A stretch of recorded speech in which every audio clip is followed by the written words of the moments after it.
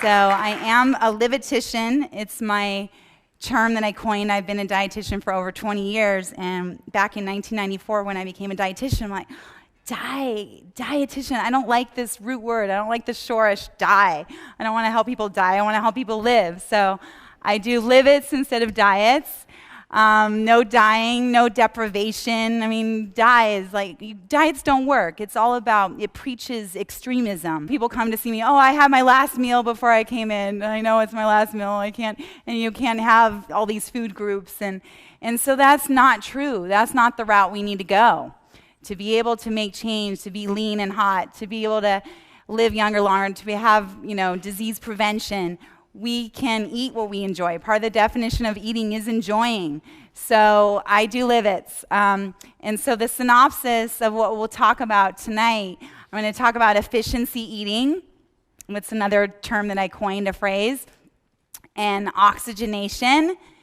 And my favorite health guru, Maimonides, mindful Maimonides. And so first of all, the efficiency eating. We want to be efficient in our life, right? We want to make the most of our time. Life is precious. Time is precious. So I want you to make the most of your eating time. We all need to eat. And so efficiency eating is getting the most nutrients per bite. Or if you're drinking a smoothie, the most nutrients per sip. And smoothies, by the way, are nutrient density efficiency eating at its finest. That's definitely my favorite food, is a green smoothie. So nutrient density is getting the most nutrients per bite. The timing of eating is also efficiency eating. So people that, wait all till noon or 1 o'clock till they finally eat, that's not helpful for efficiency eating. We want to eat within an hour to an hour and a half after waking, about every 4 hours throughout the day. This is to prevent that underfueling, overloading that I see with my patients all the time. I had several patients today that were doing this. They're wondering why they're fatigued, why they have no energy, and they're wondering, why they're going to a meal starving and needing everything. It's because their timing is off. And then also balance. So balanced eating is important. So we'll be talking about that a little bit more. So what constitutes balanced eating? Just really quick, what do you think balanced eating is? One person. Carb, protein, and fat. Excellent. Love you. A lot of people think that a balanced meal is grilled chicken on a salad. That's not a balanced meal, okay? You're missing the fuel. And that's what I see, the trends with my patients. I mean, back in 1994, the trend was everyone was over-carbing. Now I'm seeing everyone's over-fatting and under-fueling. That's what's happening now. People are so scared of carbs. And I'm not going to say names, but it was so funny when I was talking and schmoozing before we all started. I was speaking to this guy, and he was having a little memory issue. And I'm like, maybe you need to have some more carbs. You're not fueling your brain, and we need carbs. That's our source of glucose. He's like, oh, I can't do carbs. I'm like, what about some fruit? Oh, I do fruit. So it was so funny. He didn't realize that fruit is a carb. So, but I'm not pointing any fingers. But that's what I'm going to help you all out with, that fuel is important. We need it. And so fuels are carbs. Protein is our other way that I describe it. Protein's your sustainer, because carbs are quickly absorbed. They're gone in about 3 hours. So we need to eat our protein with our carbs. That's going to sustain you. That's going to help you stabilize those sugar levels. You'll feel fuller longer. So when you eat that apple, also grab some almonds and sunflower seeds with it. That's a balanced snack. And we want that fat. That's our satisfier. Fat slows the absorption rate of the sugar, and you'll feel fuller longer. So we still need some fat. Obviously, you want to have healthy fats.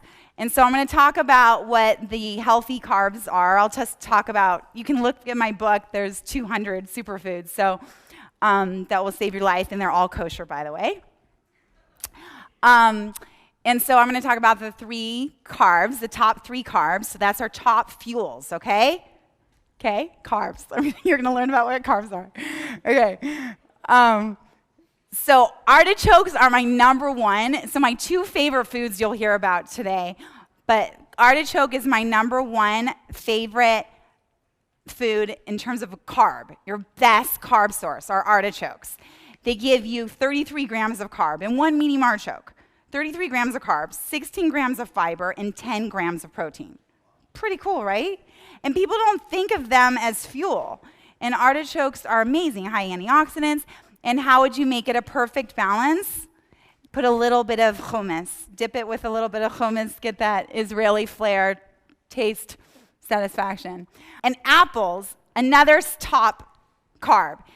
Out of all the fruits, they looked at 40 different fruits, but the apples are the highest in quercetin, and that's a flavonoid that increases your immune system.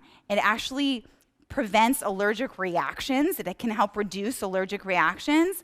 It actually increases your immune system, anti-inflammatory, and it's an excellent source of pectin, that fiber, so it helps normalize your bowels.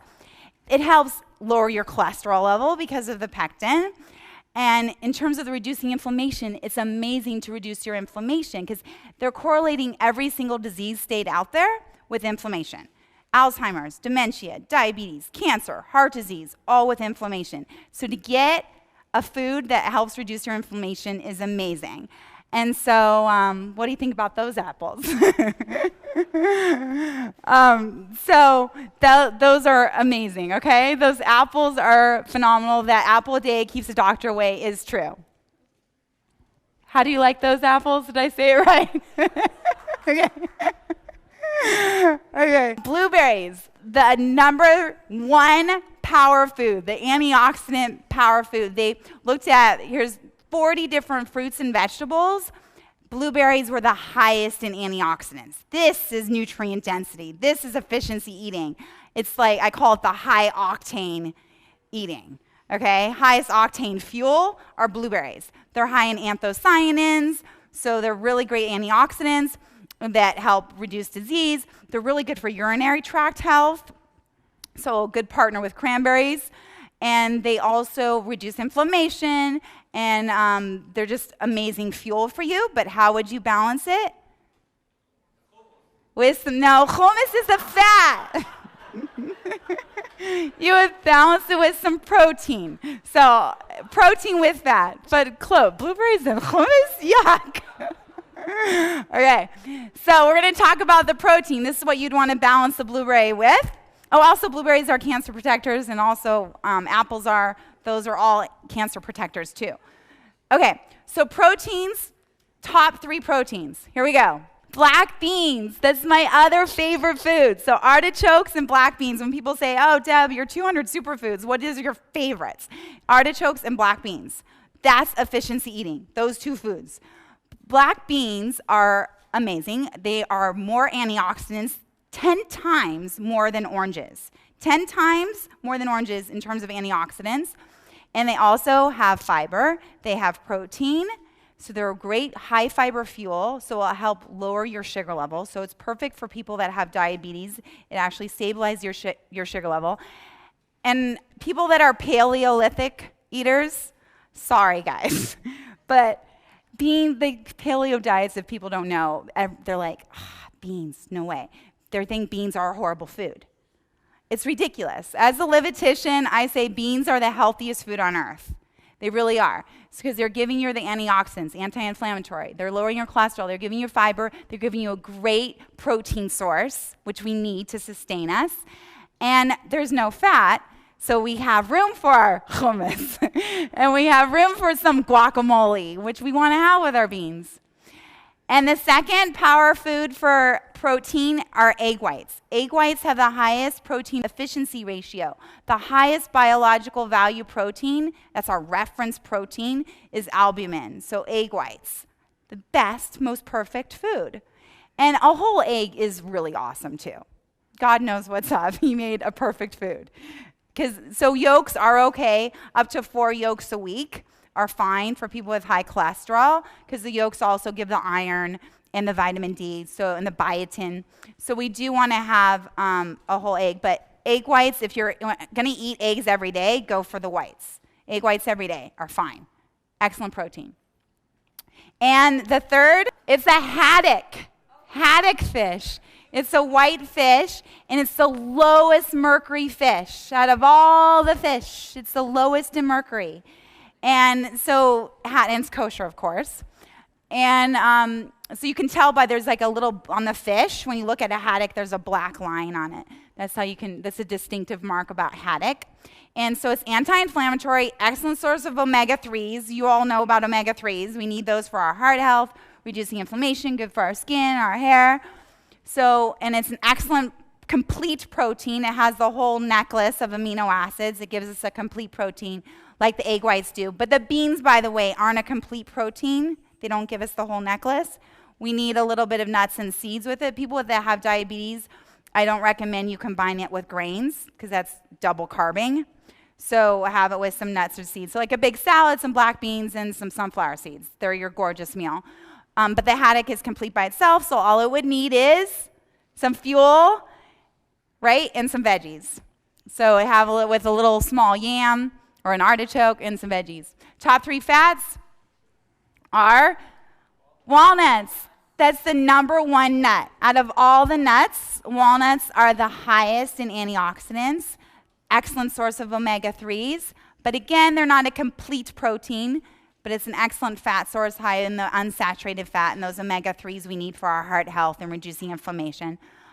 So what you'd want to combine with the walnuts is some sunflower seeds or peanuts, because peanuts are a legume. So when legumes are combined with nuts, that's also a complete protein.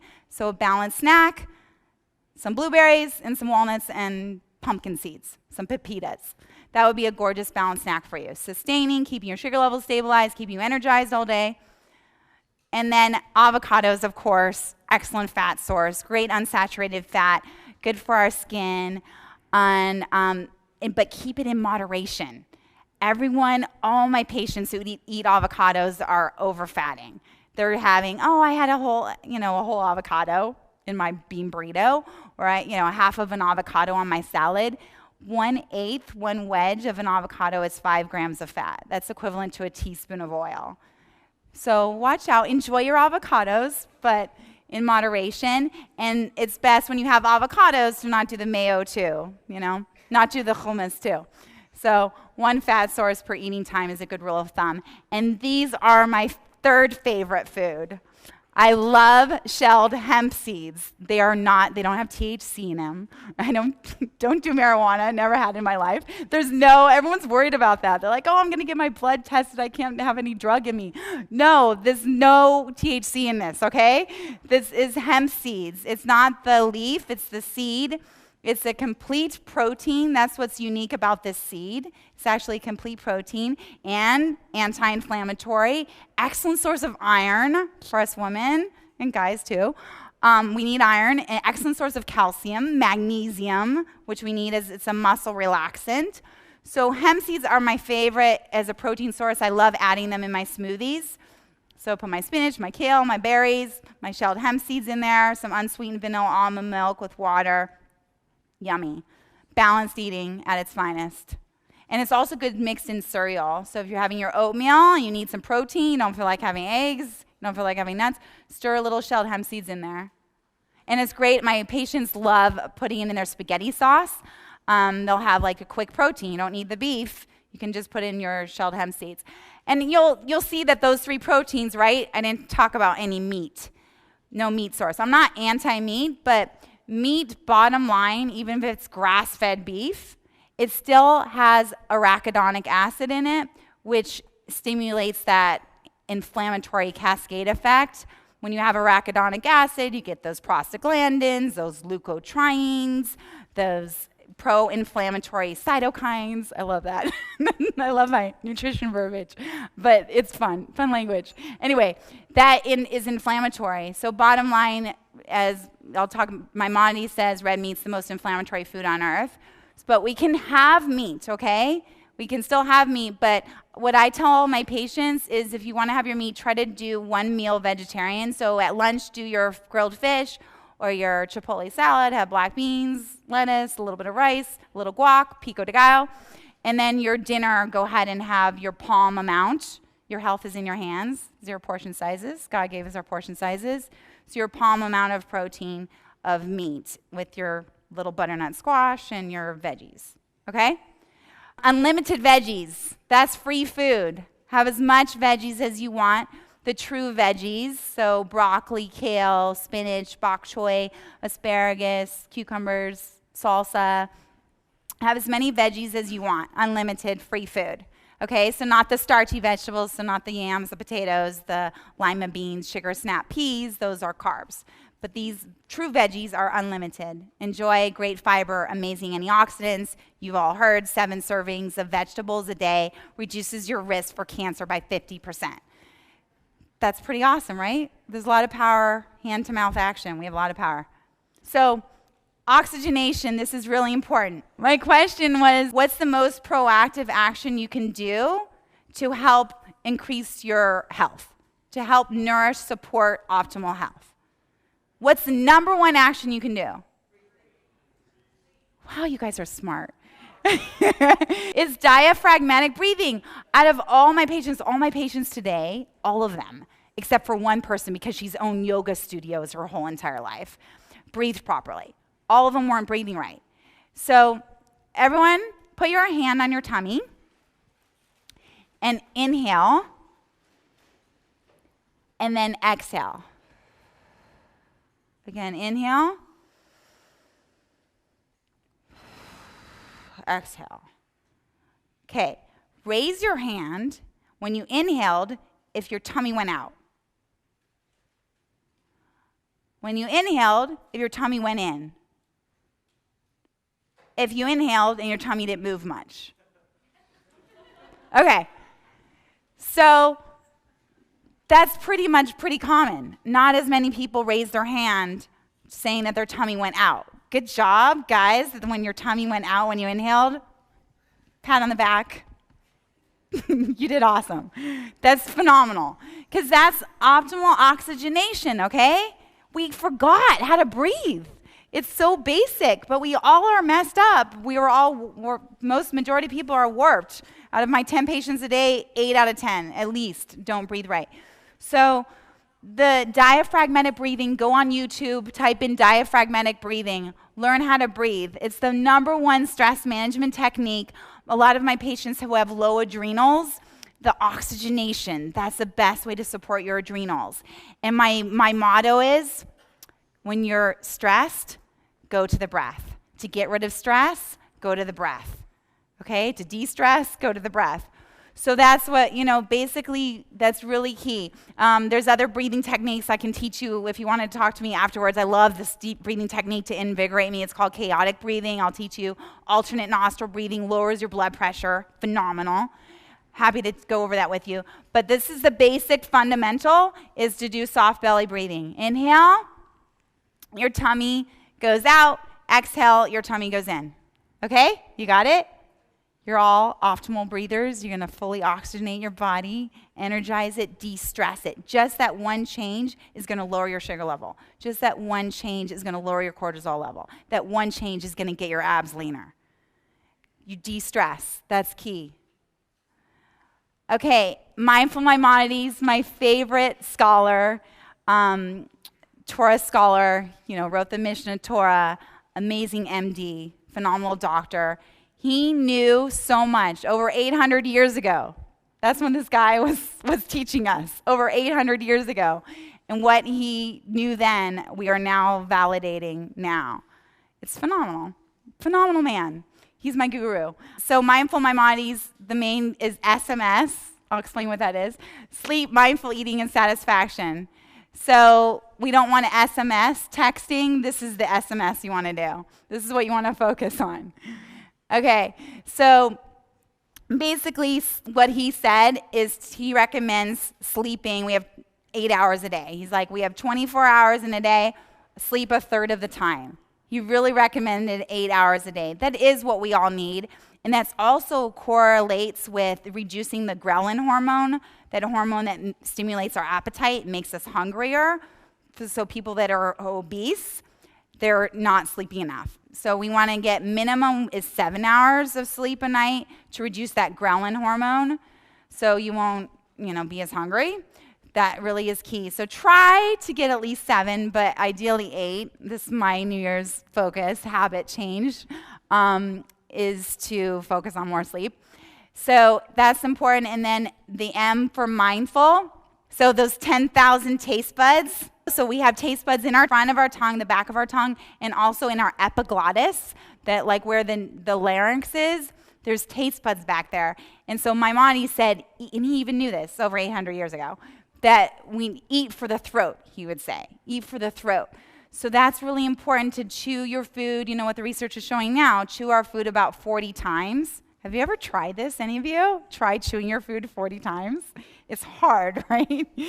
So my goal is at least over 20. If you can at least try over 20 times to chew your food, you'll actually get more nutrients absorbed, because our saliva, that's the first step of digestion. If you enjoy your food, you smell it, give gratitude to the farmers who produced it, thank the cook, whoever made it.